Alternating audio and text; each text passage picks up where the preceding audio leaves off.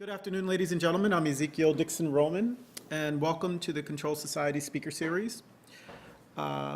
This speaker series is co-curated by myself and Jessa Lingle and supported by a Provost Excellence through Diversity Fund grant, the School of Social Policy and Practice, the Annenberg School for Communication, and the Price Lab for Digital Humanities.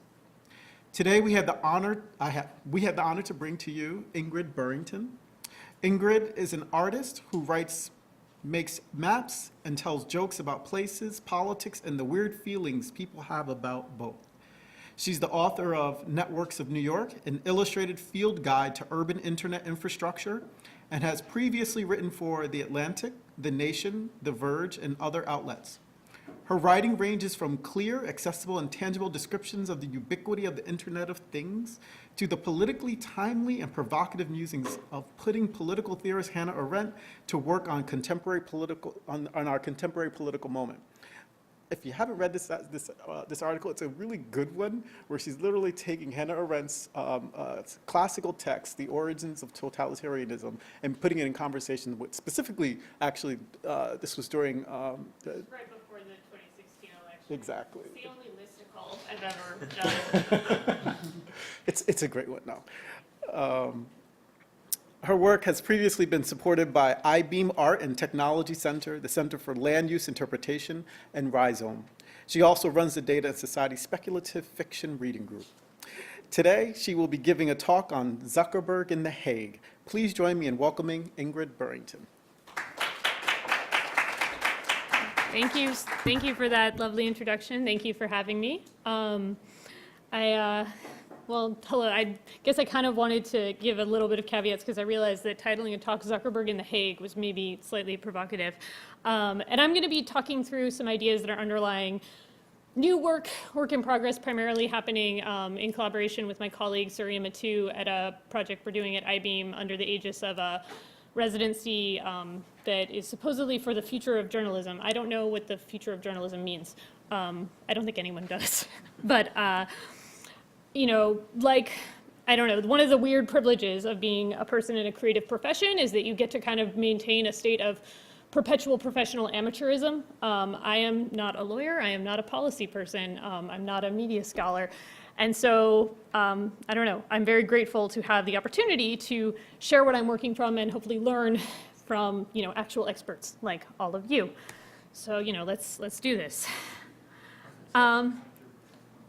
You know, after the 2016 election, like many other people, I found myself drawn to escapist media.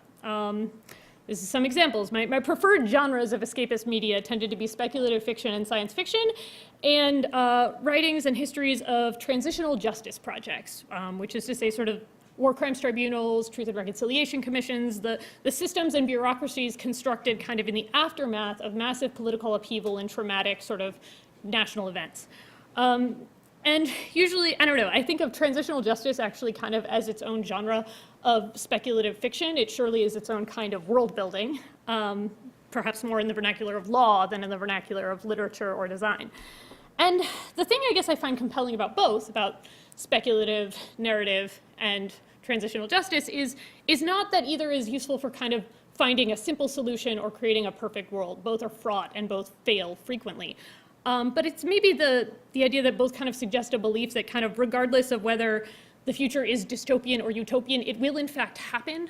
And although we kind of may never fully come to terms with, you know, traumatic or cataclysmic events, they will not be paralyzing society in perpetuity because, I don't know, I find it to be personally a rather paralyzing present, right? Like, despite kind of the tumult and sound and fury of a media cycle, despite the perpetual sort of like drumbeat of technological progress, there is a sense that it is kind of right now a very ahistorical and anodyne environment. And some of that, but not all, I think might be attributed to living and experiencing those events in relationship to a very ahistorical and anodyne interfaces, right? This was a feature that Slate did last year called The Year in Push Alerts. That was one of the most like kind of like painful interactives to watch because it kind of reminded me of that experience that maybe some of you have had of like picking up the phone with a sense of dread of like what fresh hell has unfolded. and then swiping it away with your thumb, which feels sort of like not quite the appropriate gesture of response. And I think of the kind of various technical apparatuses and regimes that have been part of this sort of like anodyne ahistorical tendency, Facebook is probably the easiest to pick on. And so I feel kind of bad centering what I'm going to be talking about around that. But I think one of the reasons that, like relative to kind of all the other soulless tech platforms that increasingly shape public life, they're one of the more compelling. It's that kind of more than any of these other companies, their public image is really grounded in this earnest attempt to embody a rhetoric of authenticity and do things for kind of a greater social good and kind of always just sort of get it wrong. This is... You need to remind yourself that you need to focus and try not to let stuff bother you as much as possible. But it is going to bother you because you're human, and I was human. I am human still. But I was just referring to myself in the past. Not that I was not human. And I just had to share that with you all. My friend and colleague Tim Malley was once explaining to me a scenario from a Dungeons and Dragons campaign in which a monster comes to your party and takes one of the members of your group and kills them and turns their skin into a suit and then rejoins your party. And you all know, it's pretty obvious this is a monster wearing a skin suit. But you can't quite say anything yet because if you give away the game, something, like the monster will just attack. And Tim was explaining this and he said, this is sort of how I feel about interacting with brands online. And I feel like that kind of is often how I think about Facebook as sort of this monster in a skin suit trying to be human. And if you kind of acknowledge that it isn't, something terrible will happen. And I think, again, maybe just as much as kind of Facebook is kind of this fish in a barrel sort of subject, I think the ways in which they institutionalize and absorb language of critique or the language that might be applied to try and hold them accountable as a body is really compelling. This is one of my favorite examples. So this is the Building Global Community blog post that Mark Zuckerberg published in February of 2017. It was one of several examples of, Facebook post-election going, perhaps we have power. We don't know how to think about this. And the thing I found really fascinating about the blog post was the amount of times that Zuckerberg brought up infrastructure. And specifically 15 times he uses this phrase social infrastructure. Sometimes he talks about safety infrastructure, by which he means like the safety check-in feature, the like something bad happened, are you okay thing. And sometimes he sort of tries to like categorize variations of social infrastructure, but like it's sort of throughout the whole thing assumed that those two words are an agreed upon term that requires no definition, no interrogation, no taxonomy. I've read this blog post a few times, and I still don't really know what Mark Zuckerberg thinks social infrastructure is, other than maybe Facebook. At one point, it's sort of like, it sounds like he like read the Wikipedia summary of Robert Putnam's Bowling Alone and is like, we used to be in clubs and now we're not, social infrastructure, got it. But then he sort of uses a definition that sounds a little more how a state might describe social infrastructure, like libraries or schools or prisons. And then at other points, it sounds more like he's talking about software features, like the safety check-in or like authentication of identity. And the fuzziness of that term is really fascinating to me as someone whose previous work had largely been about kind of the materiality of network infrastructure, like the actual stuff of the internet, like data centers and their geographies. And I want to be clear, despite being sort of a grubby materialist, I don't necessarily think that Mark Zuckerberg was using the word infrastructure correctly or incorrectly, and I'm not sure that entirely matters.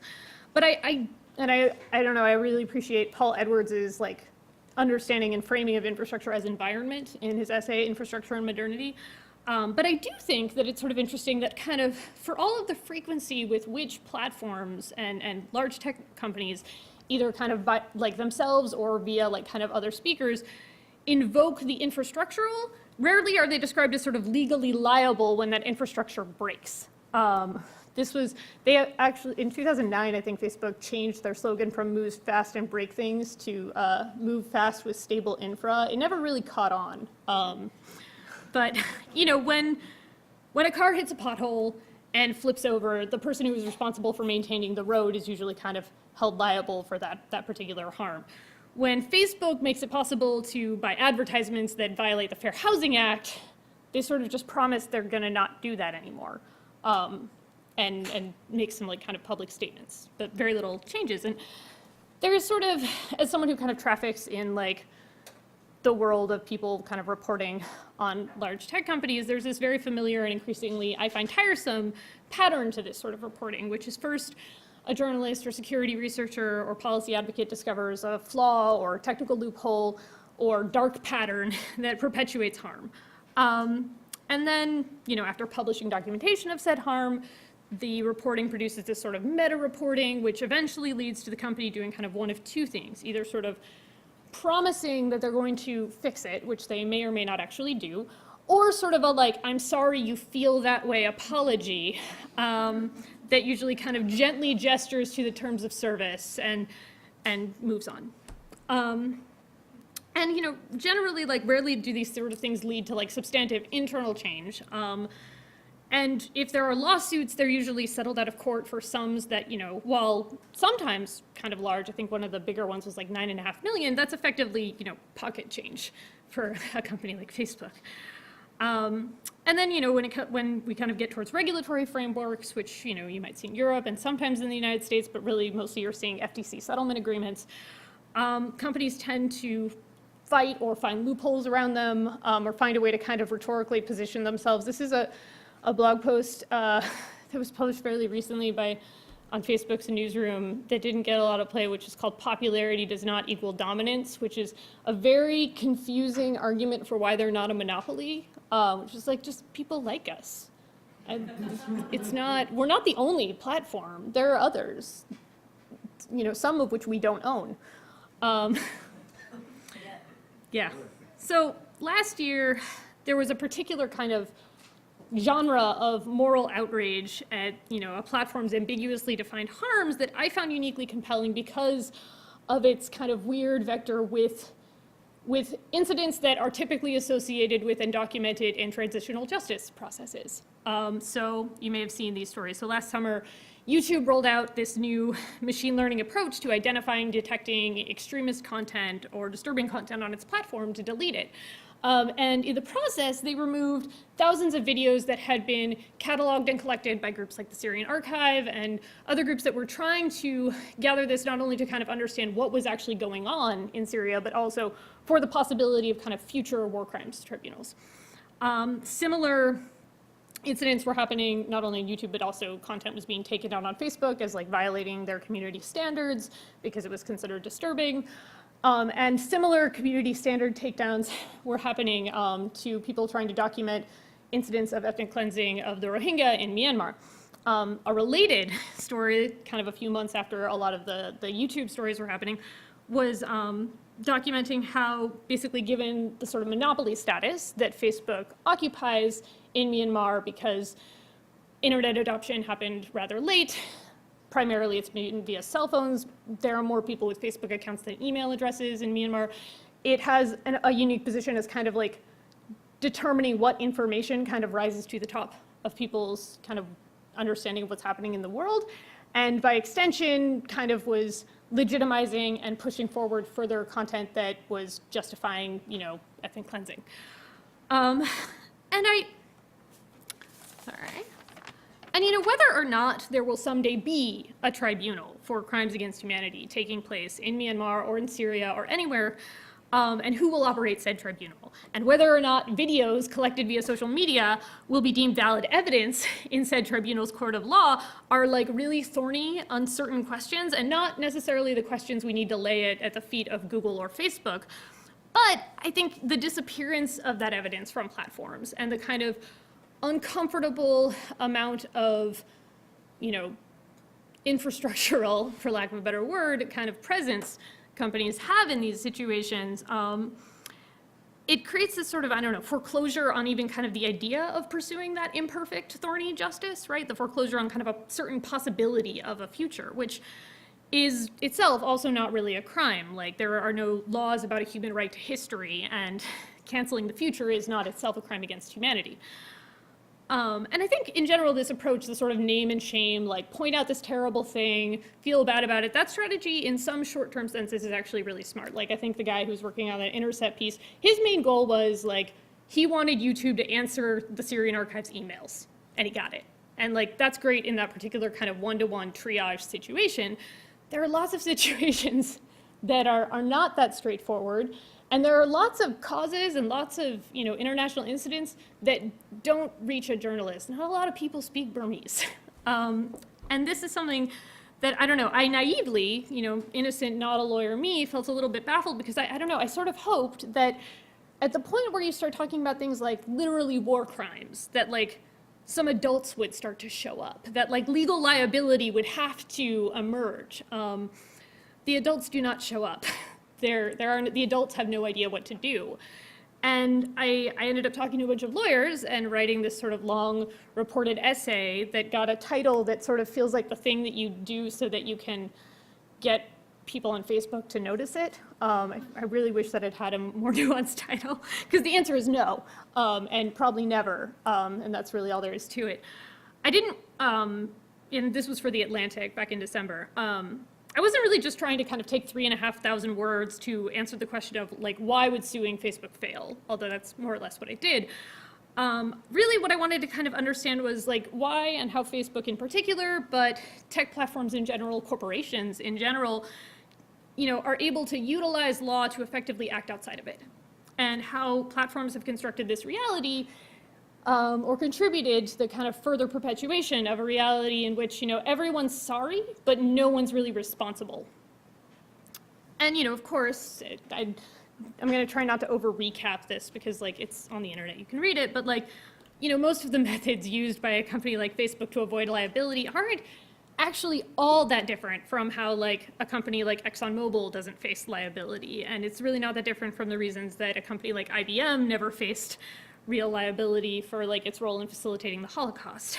The Nuremberg principles were this huge step forward for challenging the defense of individuals who were just following orders, but we still don't really have a way to challenge corporations who were just following the instructions of the invisible hand of the marketplace.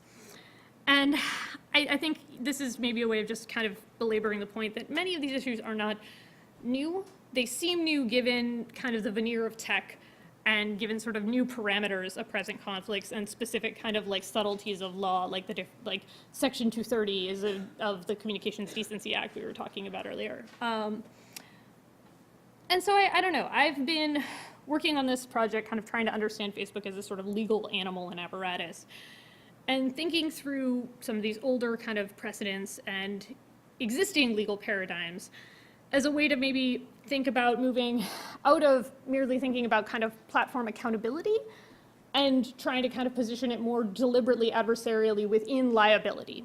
And I'm going to talk about a couple of kind of points to that, like reasons why I think that that's useful and strategies I've been thinking about it more as creative narrative projects than necessarily law.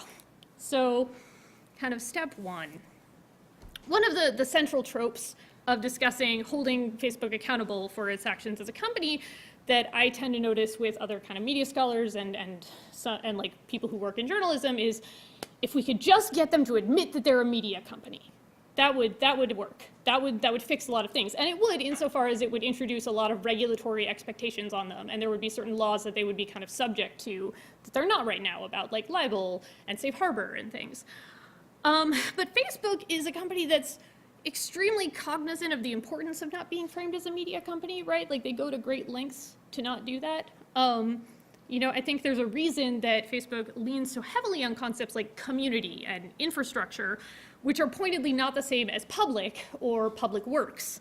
It's kind of nice to remember that like as far back as like 2006, Facebook was referring to itself frequently as a social utility, which is a phrase they dropped. This is, so Suri and I have been reading every version of the Facebook Terms of Service and basically track changing them, which is like a really weird Talmudic way to try and like interpret all of the subtleties of what it is to make a corporation.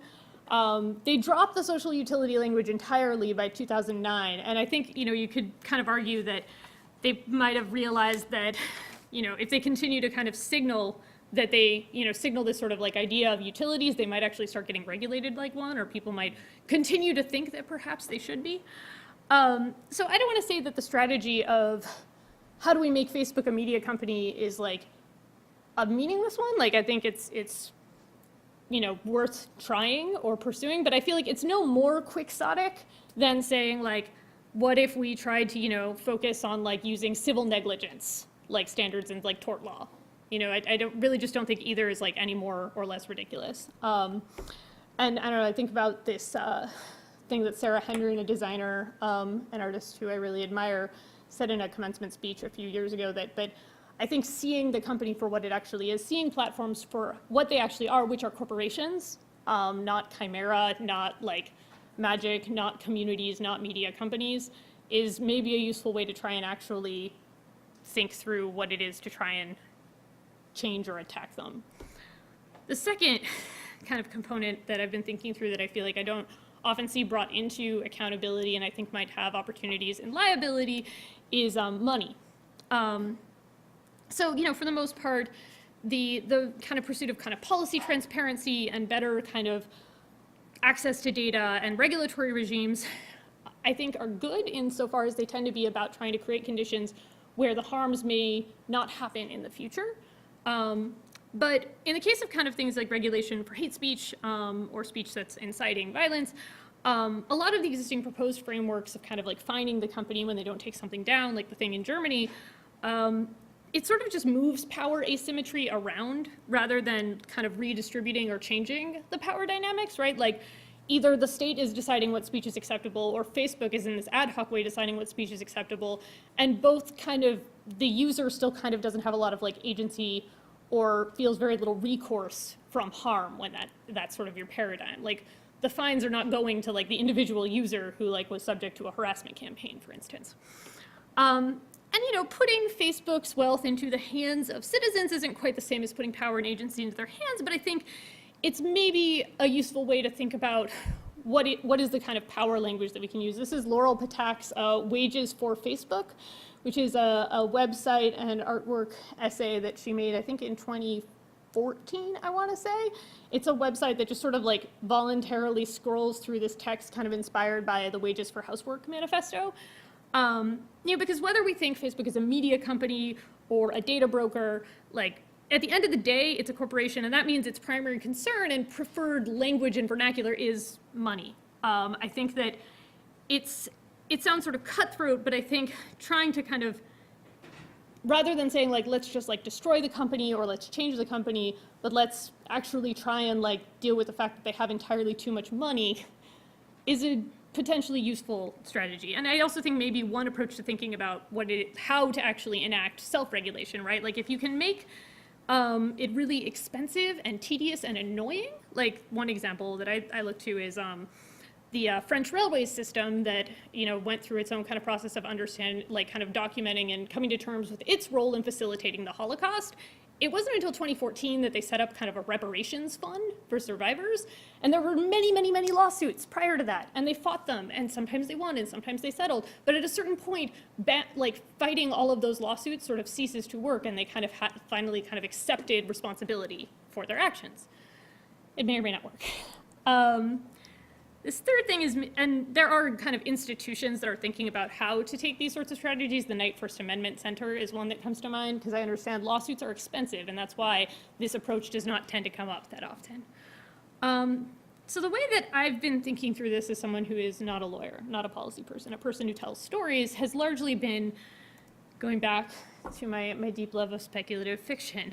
I hope for those, I don't know if I need to explain this joke too much, but I don't know. I think that kind of positioning creative and investigative work that exists not in this world, but perhaps like kind of in a world where these previous two concepts of I didn't read that part of the text.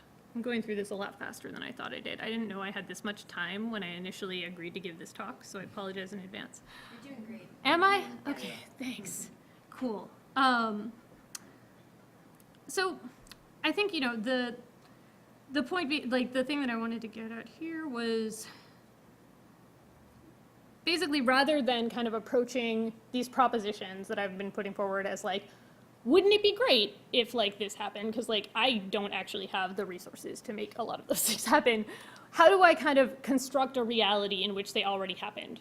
Like, what does that world actually look like? And that's sort of the position in writing, like, we've been writing this sort of annotated like history of like components of Facebook. And like, I have this spreadsheet just called every shitty Facebook thing that is longer, it's actually exactly as long as you'd think.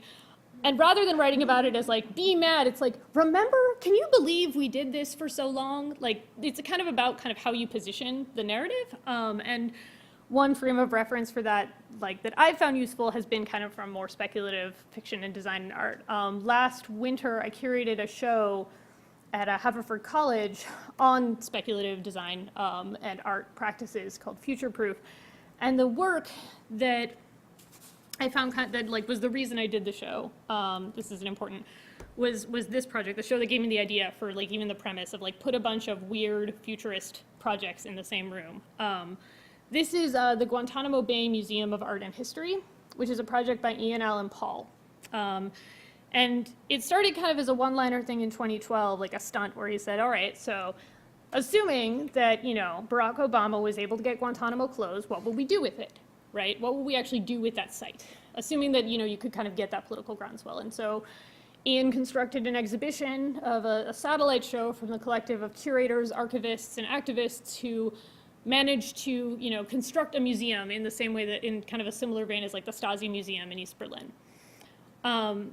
And the thing that's sort of weird about making a museum about a political event that has not in fact yet happened and almost certainly won't happen is that it kind of, he kept getting asked to show the project, like it toured and like it kind of, other iterations, like the museum has had many exhibitions in this very long life, while at the same time it's like, it kind of veers further and further from our timeline.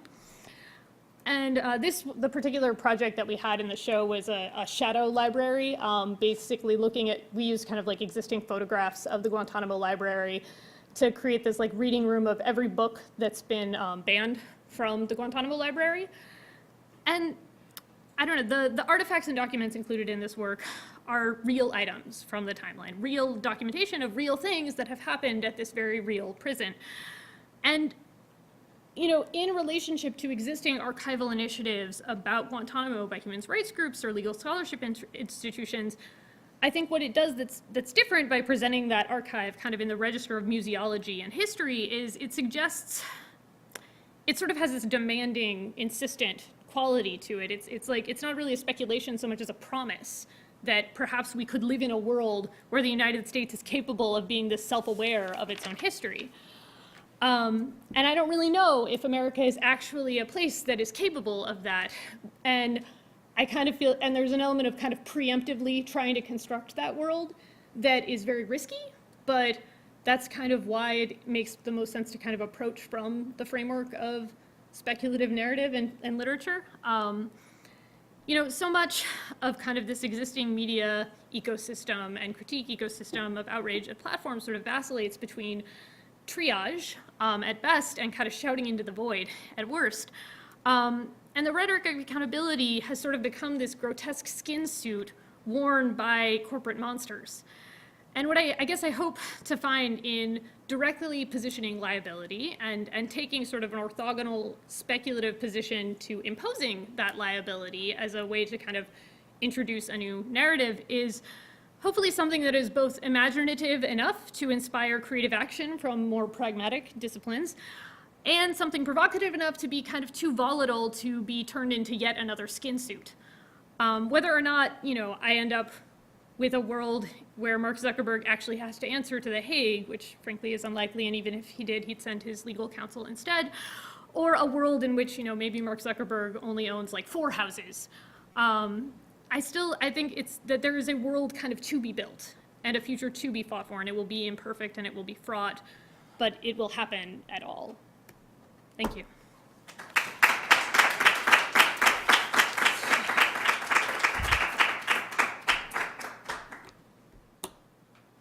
Hi, Jessa. Thanks so much for your talk. I really enjoyed it. So I was thinking about, so there's a couple people who have started to talk about unionizing Facebook folks, which came in a very surprising place to me. Some folks at Microsoft, like Jerome Lanier and an economist, Glenn Weil, and they're talking about like unionizing Facebook workers, which I think is really interesting. So that's one way of sort of manifesting some of your ideas. But I was also thinking about narratives of like redistribution of wealth, in terms of like more of a land-based practice. So there's different models for thinking about, and I'm like, so I'm willing to go with you on this speculative journey. I'm like so willing. So within that like spirit, like what are some of the models of redistribution of agency or money or privacy or data are you most attracted to? I mean, in sort of a like tangible sense, the idea of sort of just like litigation is like, it's sort of, it's both like kind of frivolous insofar as it's like it's may just end up being kind of burning money for lawyers, but is also something where it's kind of, it still has some veneer of legitimacy to like institutions. Like if you were just like, just give us your money, then like it's a little bit harder. Like it's kind of just, it's like you're just kind of the proletariats at the gates of Menlo Park. I think that within kind of like, I think like one of the things that Laurel's like kind of gestures to is something that Lanier has written about, which is this idea of sort of this like micro-transactional, like we all own Facebook, which is fraught. I think that Nathan Schneider's position on like if we kind of turned Twitter into a collectively owned company, the way that like the Green Bay Packers is collectively owned by the people of Green Bay, I think that's slightly not as it doesn't lend itself to like a terrifying libertarian like content farm economy thing, which I feel like Lanier's proposition sort of moves towards. Hi. Hi. I am Leslie. I'm a PhD candidate. And I wanted to ask you what you thought about, since you're talking about, you've talked about videos being potentially used as, an archive, a historical record for violence. And then I'm thinking the tension between that and sort of a collectivist ownership of social media is that so much of the media on Facebook and Twitter is actually violence against the bodies of people of color, and Facebook is actually profiting off of that. Yeah. So I guess one provocation for the collectivist ownership model would be, how do we actually take into account who's being used as sort of the consumable fuel on which Facebook runs? Because it doesn't seem actually that it would be equal, even though it's easy to imagine just distributing it, one-to-one would result in some sort of equity. Yeah, and I think the ways in which the companies kind of handle, violent media on their platforms and sort of either try to kind of make it go away or like have these like awkward, like we take it away and then people get mad and then we put it back, and like either way it's like it's still really like poorly kind of managed, is another piece of like, I think it in the sense that sorry, I'm trying to finish this sentence. I think it's in some ways, again, that's that like fraught like trust problem. It's like I don't really trust Facebook to manage these problems. I don't know who I would trust. I don't really trust the state either. And I don't think that it's like, oh, we'll just give it to the people, but is entirely an answer. I think it's more that like giving people a way to like making Facebook like have to more directly answer to people, I think is kind of part of it. Is it's not necessarily like if Facebook continues to be in charge, then the lines of communication between them and users have to become a lot more effective than the kind of like generalized at scale interactions that currently exist. And I don't really know if they're willing to throw enough bodies at the problem, like have enough content moderators to actually manage that. Hi. Thank you. I agree with the general arc of what you were saying, but I hope you don't mind me trying to correct a couple things. Please do. I think Philadelphia, if you went over a pothole and your car flipped over, the city has rules that says that they're not responsible at all. Most cities are like that. Secondly, German companies were broken up after the war. It didn't happen a lot, but IG Farben was, and I think Bayer was, and other companies. And also Krupp, and there were 3 executive trials of executives after the war including IG Farben, the Flick company, and I guess Krupp. And while they didn't quite know what to do with these guys, a lot of them got off. I think it shows the difficulty of doing something like that. They tried, Yeah. but they couldn't really do anything. Yeah. The larger thing about Facebook being a publisher, my sense of why they don't want to be called a publisher and have been pushing back so much around it is because their goal is to make money off of other publishers. And the big problem with Facebook now is publishers are scared stiff of them. They've been going back and forth about whether or not they're helping publishers or hurting publishers. And for a while they were saying, we're not the publishers, the Times and Atlantic and others go on our site, we'll make some money off you, and then you can be our, our portal will help. And now they're turning away from that totally and going in the other direction. So I really think it's not so much because of fear of libel or anything like that, because there are rules that would protect them in that regard. I think it's really a matter of how they see themselves making money. Yeah, I think, so first kind of to your point, thank you for kind of acknowledging that there is kind of a context for holding corporate actors accountable. I think that it's notable that that emerged for German companies in particular, and the reason I brought up IBM as an example is because IBM was an American company that was engaged in acts of collusion, and so transnational companies, I think that's the unique challenge that an American company like Facebook or YouTube kind of presents in this particular situation. Like, what does it mean for someone in Menlo Park to be making decisions that end up affecting people thousands of miles away?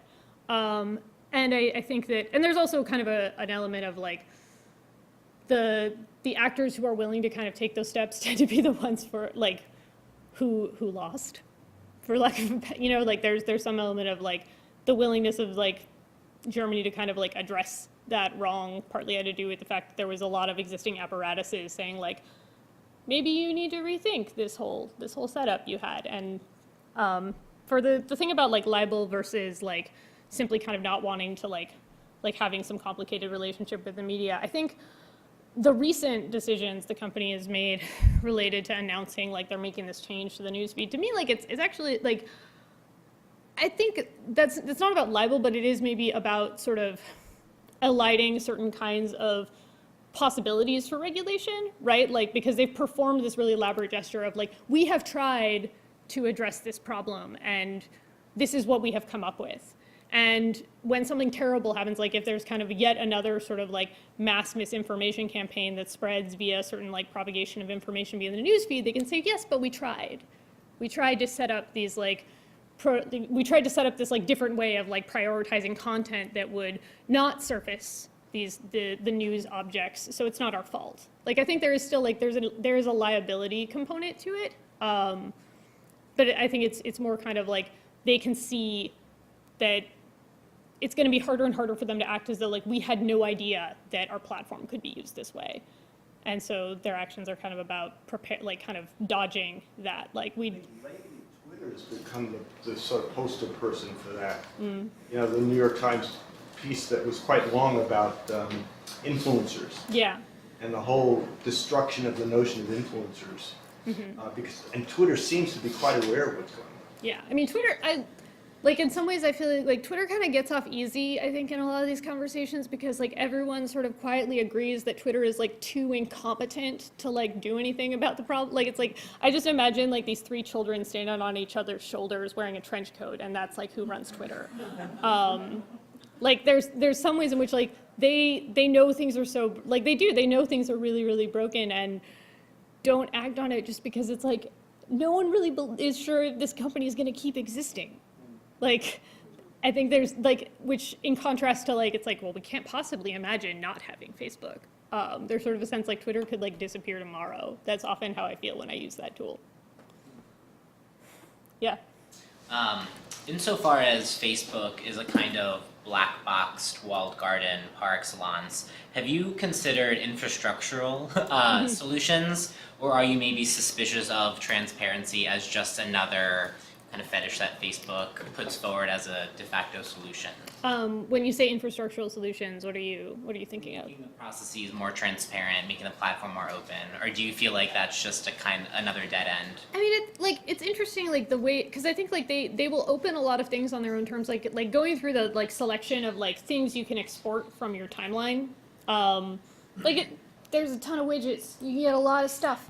But it's kind of like, I think some of the more interesting things are the stuff that it's like, it wouldn't occur to anybody to save. Like, you can download every ad you've ever clicked on, but you can't download every ad that's ever been served to you. They don't know. They haven't kept track of that. They don't care. This is just kind of like floating material in the wind. At best, that sort of stuff gets documented when someone sees a weird ad and screenshots it. Like, so some of it's kind of like deciding like, what do you think is like your data that you want to be preserving, and like, how is that kind of preserved or like made something that's like yours? Yeah, in terms of infrastructure, like I just sort of fundamentally don't trust them. So whether or not like, and I think that yeah, it's a lot. There's a lot of kind of gestures towards kind of openness that the company has made that have generally been more about kind of creating terms under which they're willing to engage than necessarily. Yeah. I get this question a lot, so I'm hoping I can punt it to you and you can help me. So when you look at my mainstream, not which there aren't that many, mainstream articles that I've written about social media, the headlines are always like super anti-Facebook. Like you would think that I just like have a bat in my room that I'm just like tweeting up on Facebook all the time. And people ask me like, what are the social media platforms that you can like believe in, you know? So do you have a good answer on that? Oh, yeah, no. Like I mean, I do honestly, like, I wish that I could believe that like Mastodon was like actually the future. I would like love for that to be true. I don't know if we're like too far gone for that to be the case.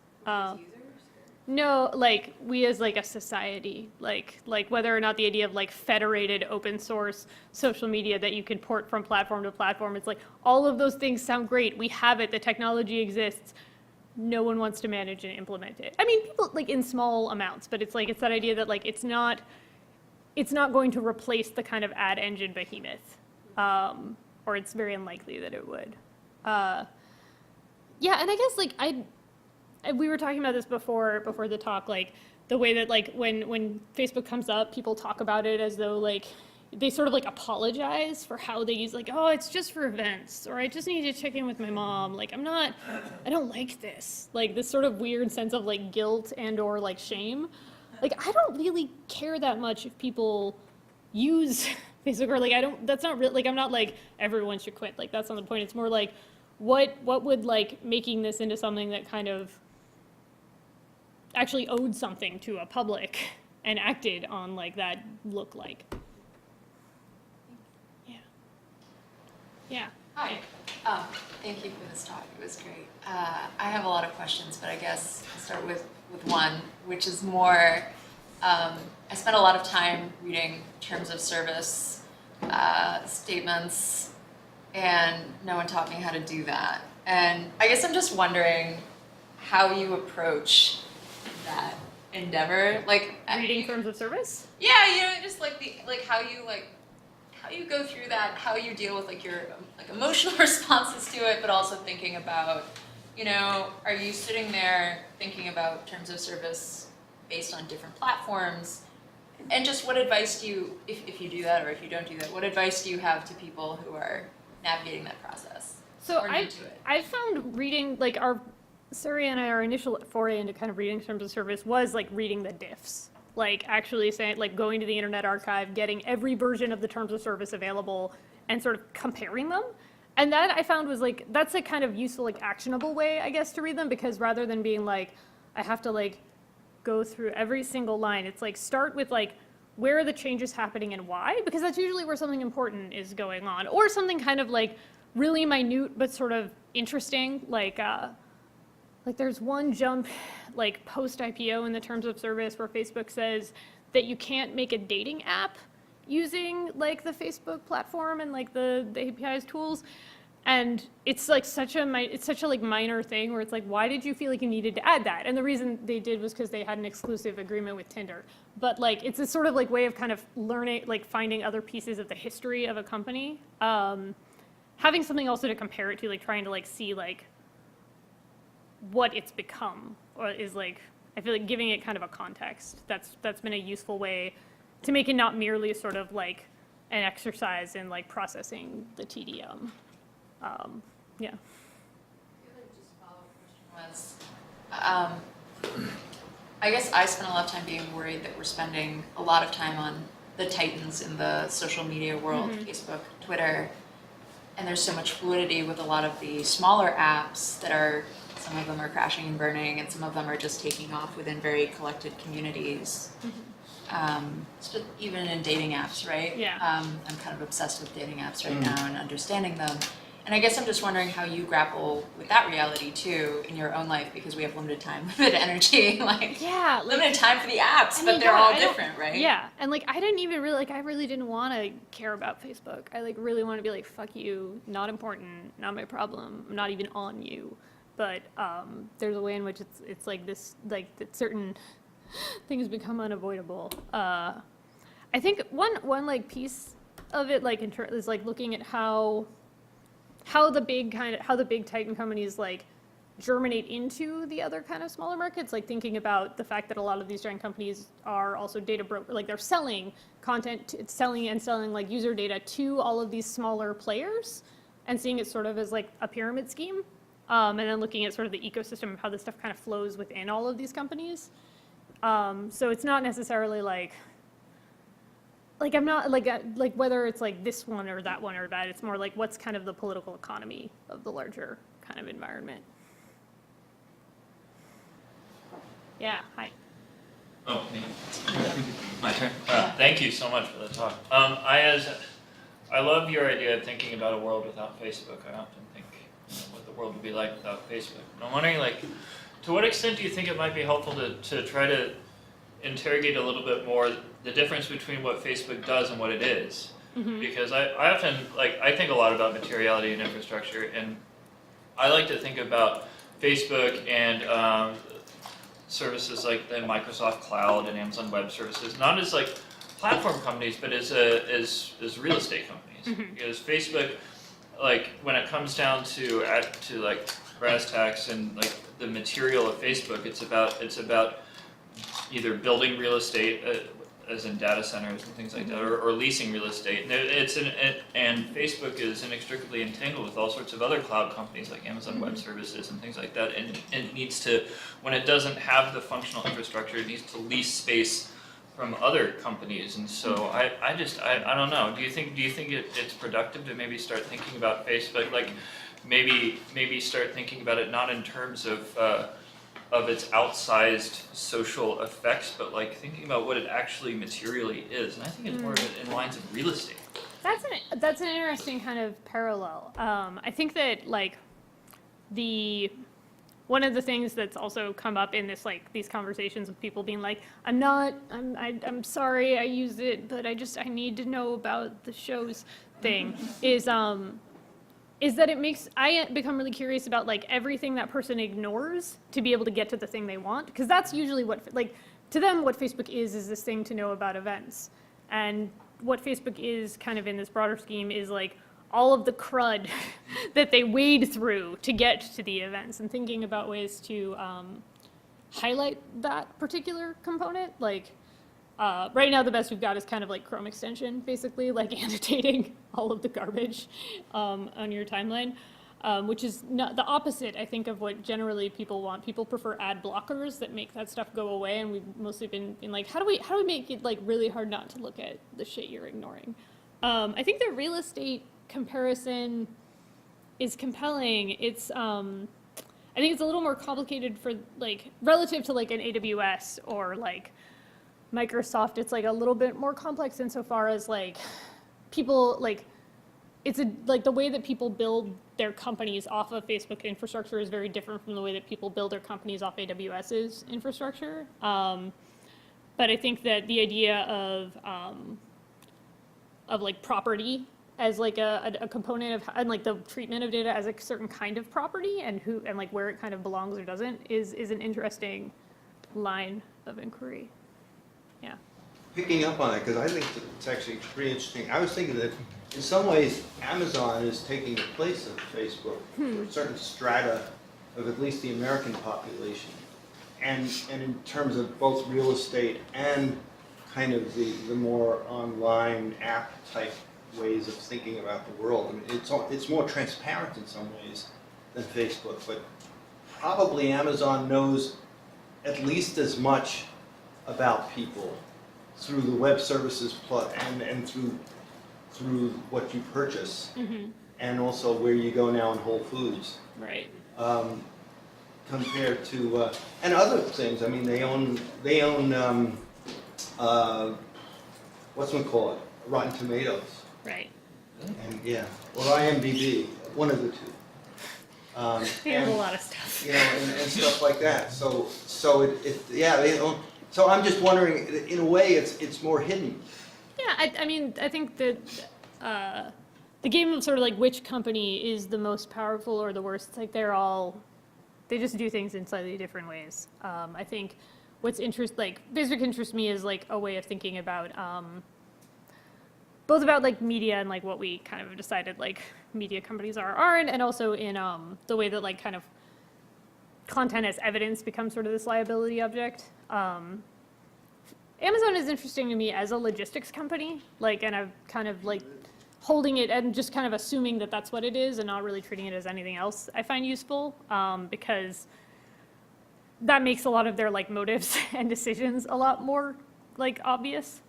I'm also, in a kind of for complicated reasons, I can't go that deep on Amazon no matter how much I want to, which I can talk about later, but not on tape. I made a mistake. Rotten Tomatoes is owned by Warner Brothers. IMDb is owned by Amazon.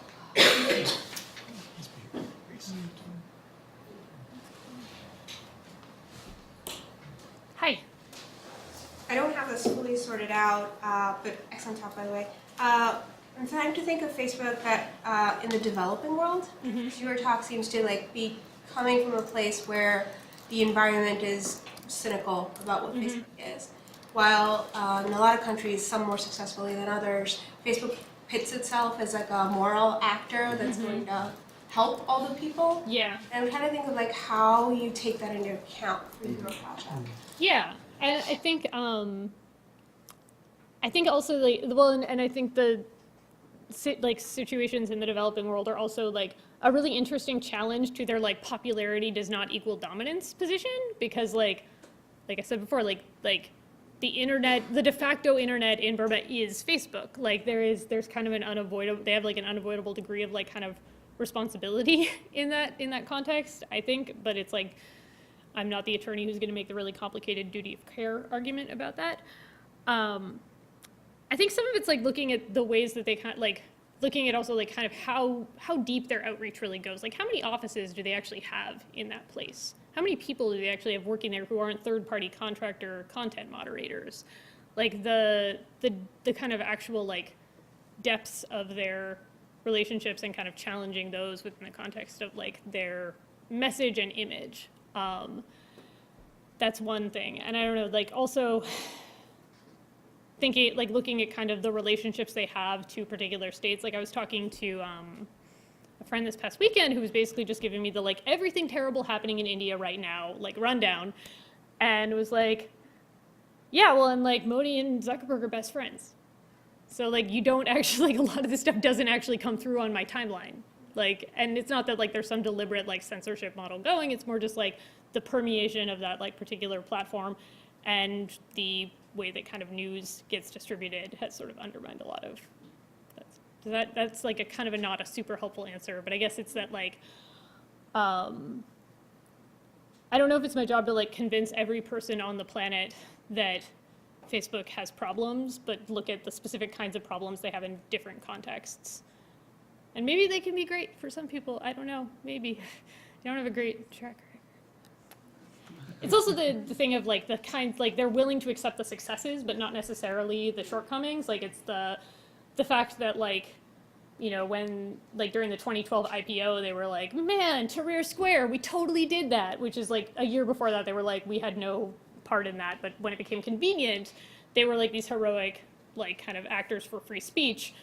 But when the 2016 election happens, when Brexit happens, they're like, there's no way that that could have been us. We had no part, you know, like, which particular things are they willing kind of to own as a part of being this powerful?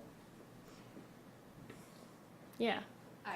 I have a Gitmo-related Great. question. Yeah. Okay. So I unfortunately didn't get to attend the Guantanamo Bay exhibition that you referenced in your talk, but I guess I'm a little. I spent a lot of time thinking about how we talk about Gitmo and what is archived from Gitmo, and in the beginning, I really saw it as a distinct, isolated, unique case. And lately I've been doing more thinking about how really there are some interesting connections between, say, the Guantanamo Bay Detainee Library and, say, the Parwan Detention Library, which was where there were Quran burnings in Afghanistan. And even more importantly, there are still connections between the policies at the US military base in Gitmo and, say, the naval base in Guam. And I guess I'm just wondering, to what extent, if any, have you been thinking about the bigger question of military archives beyond Gitmo, or thinking about how archives related to Gitmo are divergent from what we have in other contexts, either those involving, say, the Parwan detention facility in Afghanistan, which did have its own library and obviously had its own complicated history. We don't talk about censorship as much, partially because it's hard to get. Yeah. You have to file FOIA requests, which take years, and I've been down that road. But I guess I'm just interested in hearing your thoughts on that as a general set of issues.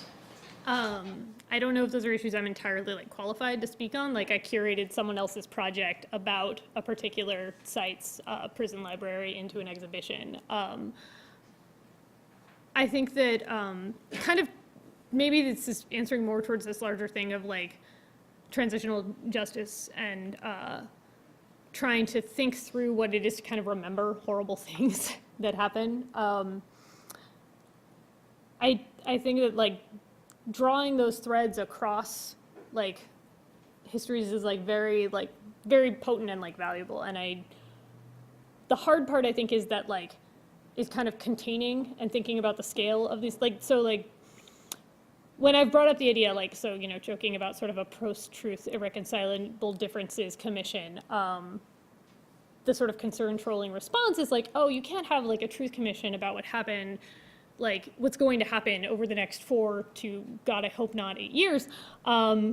You have to like start with like, you know, the war on terror. And then it's like, well, you can't start with the war on terror. You have to start with Reagan. And like you kind of, and then you, like, it's like you go back to like the founding original sins of genocide and slavery. And it's like, yes, we need to deal with all of these things.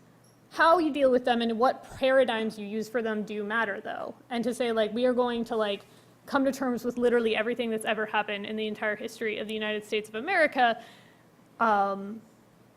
good luck. I would like to see, I think it's deciding kind of like how and where and who, in fact, because also like I am not qualified to be operating like those inquiries. I've actually spent a lot of time thinking about like who would America like take seriously in trying to do that sort of investigation, and I basically got like John Lewis and Oprah. Like they could actually, like they're like the closest I think we have to Desmond Tutu, but which maybe that says more about America, but yeah, I think the thing you're describing of kind of connecting these across like this entire kind of apparatus of you know, prison libraries is like really beautiful and fascinating, and something that merits like, I think it sounds like a really fantastic essay. I don't know how to kind of put it into another frame. Sounds great. Cool, okay. Yeah. I just want to know, like you in the beginning you talk about this idea of these sort of skinwalkers, this monstrosity metaphor, and like in some parts of the talk, it's like your definition of monstrosity for Facebook seems to be like this uncanny definition where it looks like it is what it should be, but it's really not. But and in others, it seems to be more about scale. So I guess like how are you, or size rather, and how overpowering it is. So how are you mostly defining monstrosity and taking these critical look at this? Yeah, and you know, I'm usually more often on team monsters than team mortals, but as a metaphor, it's useful. I think the uncanniness is kind of like a big part of like how the power kind of manifests itself, and what's sort of like unnerving or uncanny about it is that in fact underlying it is this massive scale. Maybe like if we were to compare it to like another kind of like skin, like literally like in Men in Black. Do you remember that like that alien in a skin suit, which, you know, when you took the skin suit off was like quite enormous and like pretty intense and overwhelming, but like is contained within this sort of like clumsy being. I had not thought about that movie in so long. Thank you.